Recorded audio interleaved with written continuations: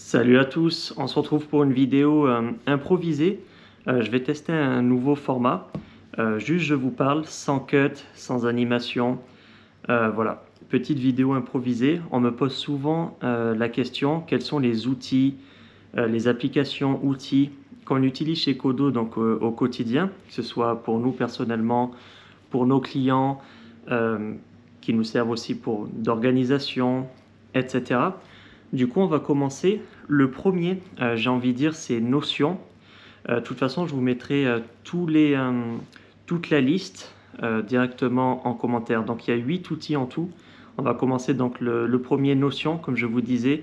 Notion, ce qui nous permet donc d'avoir un planning édito, d'avoir un calendrier où on peut déposer donc toutes les idées de sujets, les posts, les visuels. Tous les clients peuvent nous le valider directement sur Notion ou nous laisser un petit commentaire justement pour qu'on puisse modifier les posts à venir, etc. Ça nous permet aussi de faire valider donc les lignes édito, comme j'ai dit, les sujets, les posts.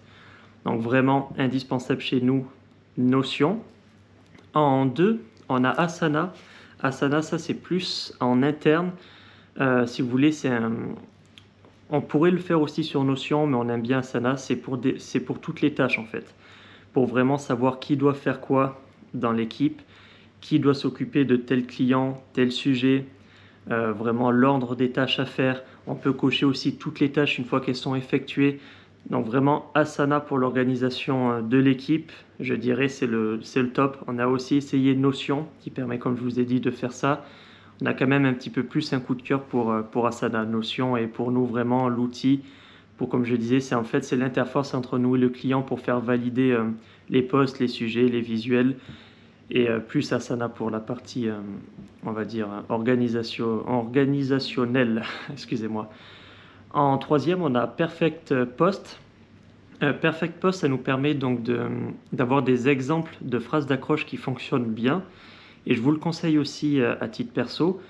Donc vous rentrez un exemple de phrase d'accroche type qui fonctionne et vous le décline sous différents formats. Ça peut être utile si vous écrivez beaucoup de posts à l'avance. Je sais qu'il y a pas mal de personnes sur LinkedIn qui aiment bien s'y prendre à l'avance. Faire par exemple 15-20 posts d'un coup, au bout d'un moment on peut être un petit peu à court d'idées, donc je peux vous le recommander. Donc Perfect Post.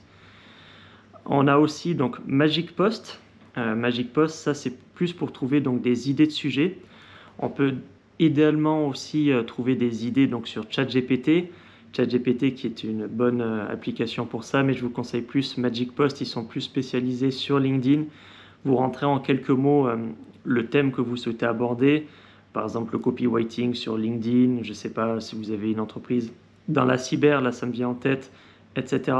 Donc vous lui donnez quelques mots-clés et lui il se charge donc de trouver des idées à votre place. Bien entendu, c'est un outil, il faut les prendre un peu avec précaution et justement ajuster, modifier, etc. On a aussi Redact AI. Ça, c'est vraiment un outil efficace qui nous permet donc de restructurer les posts. Ça vous permet donc d'écrire entre guillemets en brouillon vos posts LinkedIn. Vous passez un coup sur Redact AI et vous le restructure bien comme il faut. S'il est trop long, il le raccourcit. Si c'est trop court, il le rallonge, etc. Il vous donne vraiment des pistes pour restructurer vos posts. Et ça, c'est pas négligeable, tout simplement.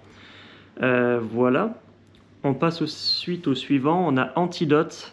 Antidote, chez nous, on l'utilise vraiment pour donc, corriger les posts. Il y a aussi Scriben qui fait l'affaire, mais Scriben ne corrige pas vraiment toutes les fautes. Il y a toujours quelques erreurs, ce qui est assez pénible. On est toujours obligé de repasser derrière et on ne peut pas faire confiance vraiment 100% à Scriben. C'est d'ailleurs pour ça qu'on utilise Antidote. Donc Antidote, c'est payant. C'est pas trop cher, je ne veux pas vous dire de bêtises, hein, mais c'est quelques euros par mois, donc c'est vraiment pas cher. Comparé à Scriben où c'est gratuit, forcément Scriben, mais c'est pas forcément fiable, on peut pas lui faire confiance les yeux fermés. Donc Antidote pour la correction de vos textes. On a donc l'indispensable Canva. Canva, je pense que je n'ai même pas besoin de l'expliquer, tout le monde connaît Canva, donc on utilise Canva pour les visuels, Carousel, etc. On utilise aussi par exemple Premiere Pro pour faire du montage vidéo pour les clients qui veulent des vidéos, tout simplement. Donc Canva, Premiere. On a aussi Time, Time qui nous permet donc de gérer toute la facturation de Codo, les relances aussi clients, faire les devis. Time propose même un compte bancaire. Bon, nous, on ne l'utilise pas pour le compte bancaire, on est chez Conto. Mais Time est un très bon outil concernant la facturation, devis, comme je vous ai dit.